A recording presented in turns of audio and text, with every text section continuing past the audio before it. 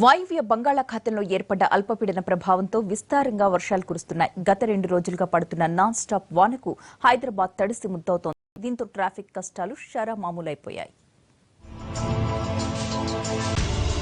విరామం ఇవ్వకుండా కురుస్తున్న వాన హైదరాబాద్ వస్తువులను ఉక్కిరిబిక్కిరి చేస్తోంది. రోడ్లన్నీ జలమయమయ్యాయి. బేగం బజార్, సుల్తాన్ బజార్, కోటి, అబిడ్స్, నాంపల్లి, బషీరాబాగ్, లకిడీ కపూల్, నారాయణగూడ లో భారీ వర్షం కురిసింది.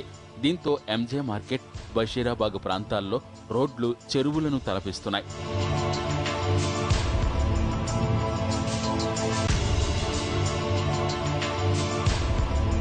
సికింద్రాబాద్లోని పలు ప్రాంతాల్లోనూ భారీ వర్షం కురిసింది.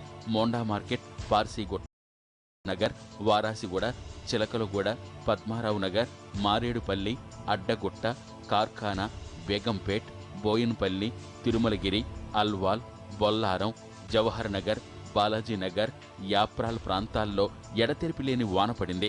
సికింద్రాబాద్లోని లోతట్టు ప్రాంతాలైన వారాసిగూడ, నగర్, న్యూ అశోక్ నగర్ కాలనీల్లో రహదారులు నీటితో నిండాయి.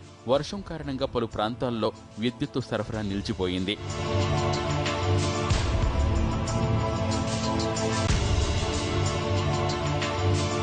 అటు రోడ్ల మీదికి పెద్ద ఎత్తున నీరు రావడంతో పలు చోట్ల ట్రాఫిక్ స్తంభించిపోయింది. లోతట్టు ప్రాంతాలు జలమయం కావడంతో అటు ప్రజలు, ఇటు వాహనదారులు ఇబ్బందులు ఎదుర్కొన్నారు. అల్పపీడనం ప్రభావంతో వచ్చే 3 రోజులు భారీ వర్షాలు కురుస్తాయని వాతావరణ శాఖ చెబుతోంది. దీంతో అప్రమత్తమైన జీహెచ్ఎంసీ అధికారులు నాలాలు, మ్యాన్హోళ్ల మీద దృష్టి పెట్టారు.